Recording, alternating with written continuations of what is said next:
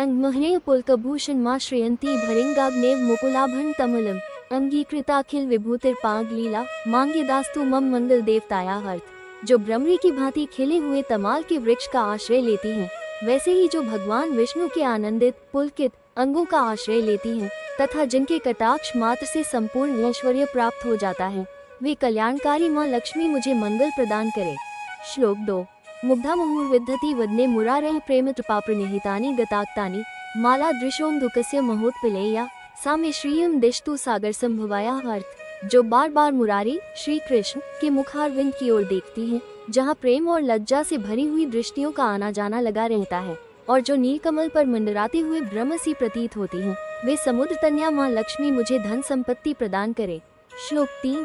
विश्वामिन्द्रपद विभ्रम दान दक्ष मानंदेतुर्धिकं मुर्मिद्विष्पि ईश निशीदतु मयि क्षणमीक्षणार्ध मिंदी व्रदर सहोदर मिदिराया अर्थ। जो देवराज इंद्र के पद के ऐश्वर्य को देने में सक्षम है और मूल शत्रु श्री कृष्ण को भी अत्यधिक आनंदित करती हैं, उन कमला लक्ष्मी के नीलकमल के समान नेत्र मेरी ओर कुछ क्षणों के लिए कृपा दृष्टि से देखें। श्लोक 4।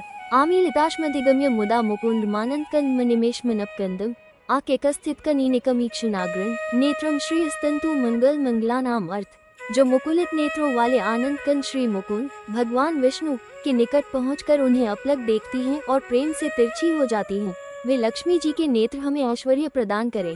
श्लोक 5। कारांतरेषु कमलाकर केलिकला मासक्तम थरचरम मुकुंदस्य प्राप्ता तदवकलौशलक्ष्यते मुकुंद मूर्धनि रतिरेशतु मंगलाया अर्थ। भगवान मुकुंद के जिस चंचल कटाक्ष में लक्ष्मी जी की छवि स्पष्ट दिखाई देती है, वही छवि माँ लक्ष्मी के सौभाग्य को और बढ़ाए। श्लोक 6।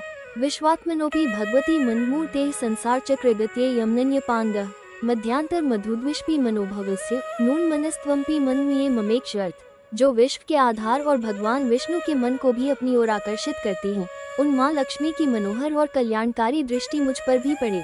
श्लोक 7। विशेषतः सन्निधते मधुद्विषत्स्या कृते श्रुतिरियं श्रुतिमात्र संस्था प्रसीद में मात्र शेष मूर्ते संभ्रम्य ब्रह्म किंपि प्रसीद अर्थ। मैं प्रार्थना करता हूँ कि आप मुझ पर प्रसन्न हो। श्लोक 8।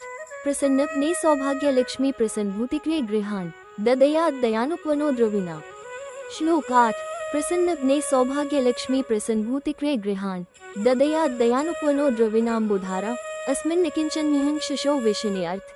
हे प्रसन्न मुख वाली सौभाग्य लक्ष्मी, मुझ दीनहीन पर दया की वर्षा करें और मुझे अपनी कृपा दृष्टि से धन धान्य से परिपूर्ण कर दे। श्लोक 9। इत्तुस्तुतिभिरिन्द्रवधू मनंथ मीशस्य तस्य सहजा संवेक्षमाना दत दयानुपनो द्रविनाम्बुधारा अस्मिन् निकिंचन निहंशशो विशने अर्थ। आदि शंकराचार्य की स्तुति से प्रसन्न होकर स्वयं माँ लक्ष्मी उस भक्त पर कृपा की दृष्टि डालती हैं और उसकी दरिद्रता दूर करती हैं। श्लोक 10। श्रुत्य नमोस्तु शुक्कम फल प्रसूत्य वृत्य नमोस्तु रमणीय गुणान्वाय शक्त्य नमोस्तु शतपथ निकेतनाय पुष्ट्य नमोस्तु पुरुषोत्तम वल्लभाय अर्थ। शुभ कर्मों का फल देने वाली श्रुति वेद को नमस्कार, रमणीय गुणों के सागर रति को नमस्कार, कमल में निवास करने वाली शक्ति को नमस्कार और पुरुषोत्तम वल्लभा लक्ष्मी नमोस्तु नालिक निभानाय नमोस्तु दुग्ध दधिजन्म भूम्य नमोस्तु सोमामृत सोदराय नमोस्तु नारायण वल्लभाय अर्थ। कमल के समान मुख वाली को नमस्कार, क्षीरसागर से उत्पन्न होने वाली को नमस्कार, चंद्रमा और अमृत की बहन को नमस्कार और नारायण वल्लभा लक्ष्मी को नमस्कार। जय मन लक्ष्मी जो पूरा सुने उसका जीवन धनी से भर दे जय। श्लोक 11। नमोस्तु नालिक निभानाय नमोस्तु दुग्ध दधिजन्म भूम्य नमोस्तु सोमामृत सोदराय नमोस्तु नारायण वल्लभाय अर्थ। कमल के समान मुख वाली को नमस्कार, क्षीरसागर से उत्पन्न होने वाली को नमस्कार, चंद्रमा और अमृत की बहन को नमस्कार और नारायण वल्लभा लक्ष्मी को नमस्कार।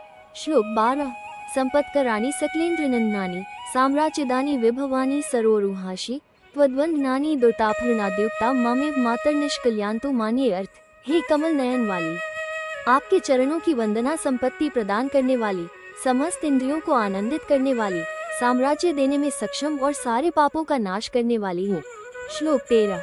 यत्कटाक्षस्मुपासना विधि सेवकस्य सकलार्थ संपदः संतनोति वचनांग मानसे त्वां मुरारे हृदयेश्वरी भजे अर्थ। जिसके कटाक्ष की उपासना करने से सेवक को सभी प्रकार के अर्थ और संपत्ति प्राप्त होते हैं, उन मुरारी विष्णु कि हृदयेश्वरी देवी का मैं मन, वचन और कर्म से भजन करता हूँ। जीवन में आर्थिक तंगी को लेकर हम सभी बेहद परेशान रहते हैं। धन प्राप्ति के लिए हर संभव श्रेष्ठ उपाय करना चाहते हैं। धन प्राप्ति और धन संचय के लिए कनकधारा स्तोत्र का पाठ करने से चमत्कारिक रूप से लाभ प्राप्त होता है।